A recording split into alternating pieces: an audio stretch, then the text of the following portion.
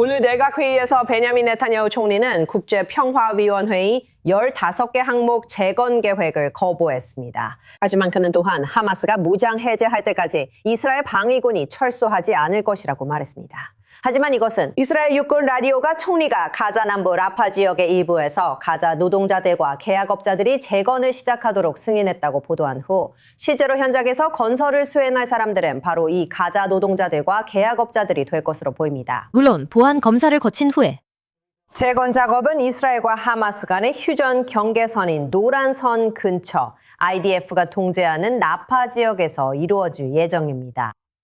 이 작업에는 주거용 주택 건설도 포함될 예정입니다. 오늘 일찍 총리가 어떤 말을 했는지 더 들어보겠습니다. 이스라엘을 위해 군대와 함께 위협을 제거하고 있습니다. 이것은 중요합니다. 무엇보다도 저는 가장 중요한 점을 분명히 하고 싶습니다. 제가 총리로 있는 한 가자 지구든 유대와 사마리아든 팔레스타인 국가는 존재하지 않을 것입니다. 저는 파타흐스탄이나 하마스스탄을 보고 싶지 않습니다. 그리고 최근 뉴스에 나온 구체적인 사안들에 대해 말씀드리자면 저는 정확하게 말하고 싶습니다. 이스라엘은 15개 항목 문건을 거부합니다. 사람들이 당신이 말하지 않았다고 하는 것을 들었습니다. 우리는 말했고 여기서 다시 한번 말씀드립니다. 이스라엘은 15개 항목 문건을 거부합니다. 하마스가 무장 해제하지 않는 한 이스라엘군은 어떠한 철수도 하지 않을 것입니다. 그리고 제가 하마스의 무장 해제를 말할 때 이는 중화기, 경화기, 그리고 소형 무기를 모두 포함합니다. 모든 무기입니다. 그리고 우리는 가짜 무장 해제가 아니라 진짜 무장 해제에 대해 이야기하고 있습니다. 그리고 지금 우리는 이 문제에 대해 미국과 대화하고 있습니다. 그들에게는 여러 가지 아이디어가 있는데 그중 일부는 우리가 받아들일 수 있고 일부는 우리가 받아들일 수 없습니다. 그리고 우리는 이런 일들에 맞서 싸울 줄 압니다. 우리는 과거에도 그것을 증명했고 오늘날에도 그것을 증명하고 있습니다.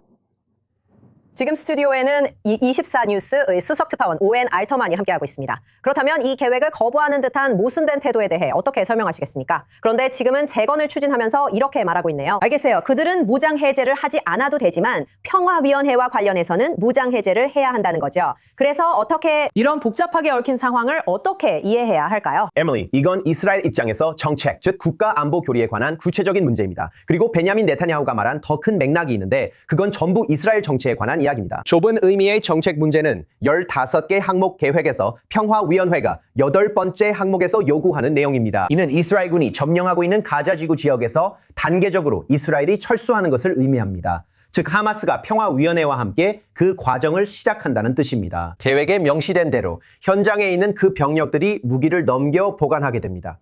그리고 그 계획의 단계적 이행과 동시에 이스라엘이 점령하고 있는 가자 지구 일부 지역에서 단계적으로 이스라엘이 철수하게 됩니다. 그래서 하마스의 부분적인 무장 해제와 이스라엘의 부분적인 철수가 이루어지고 더 많은 하마스 무장 해제, 더 깊은 이스라엘의 철수, 이 두 과정이 동시에 진행됩니다. 베냐민 네타냐후가 말한 것은 아니다입니다. 이스라엘의 관점에서 그 답은 아니오입니다. 하마스가 모든 무기, 즉 중화기뿐만 아니라 모든 무기를 넘기기 전까지는 개인용 무기까지 모두 넘겨야 한다는 것입니다. 그리고 그 계획의 9번째 조항을 보면 일부 무기는 하마스 전투원들이 보유할 수도 있습니다. 하지만 하마스가 마지막 총까지 완전히 무장 해제하지 않는 한 이스라엘은 가자 지구에서 한치도 물러서지 않을 것입니다. 그것이 이스라엘의 입장입니다. 그것이 평화위원회와 이스라엘 정부 사이의 좁은 정책적 의견 차이입니다. 그 교리 뒤에는 무엇이 있을까요? 가자 지구와 이스라엘 국경 인근 다른 지역에서 이스라엘이 위험을 회피하는 전략을 취하는 것은 10월 7일 이후 이스라엘의 국가 안보 기획자들이 무장 단체들로부터 국경에 완충지대를 두어야 한다는 교훈을 얻었기 때문입니다. 이것이 바로 그 전략을 이끄는 원인입니다. 관찰자는 이에 동의할 수도 동의하지 않을 수도 있습니다. 그것이 이스라엘 정부의 입장입니다. 그리고 그것이 이스라엘과의 간극입니다. 그가 말하는 재건에 대해서는 보세요. 어떻게 가자 지구에서 생각하세요? 어떤 형태로든 재건이 이루어지는 데에는 공동의 이익이 있습니다. 이렇게 많은 사람들이 집 없이 지내는 것은 지속 가능하지 않을 수 있습니다. 그래서 이스라엘군을 가자 지구 접경 지역 사회를 보호하는 완충선으로 유지한 채 재건을 추진할 유인이 있을 수 있습니다.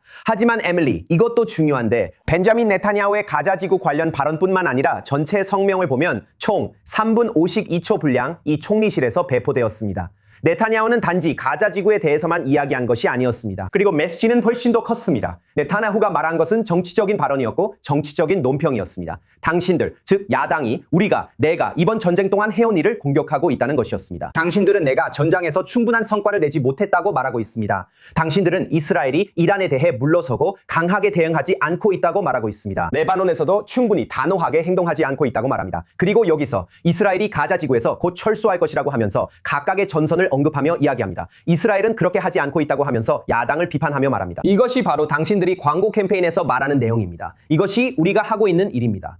에밀리, 정치적인 관점에서 흥미로운 점은 선거일까지 3개월도 채 남지 않았다는 것입니다. 베냐민 네타냐후는 안보 문제에 대해 반격하고 싶어하며 안보를 선거 캠페인의 일부로 삼으려 하고 있습니다. 그것을 피하는 것이 아니라 이스라엘 정치에서 미스터 안보라는 별명을 가진 사람입니다. 지난 몇 년간의 성과에 대해 이스라엘 국민 일닥의 불만이 있더라도 전통적인 우파 입장으로 돌아가고 싶어합니다. 이렇게 말하면서 말이죠. 내가 한 모든 일을 다 좋아하지는 않더라도 나를 믿어주세요. 저쪽에 있는 좌파들은 훨씬 더 나쁠 겁니다.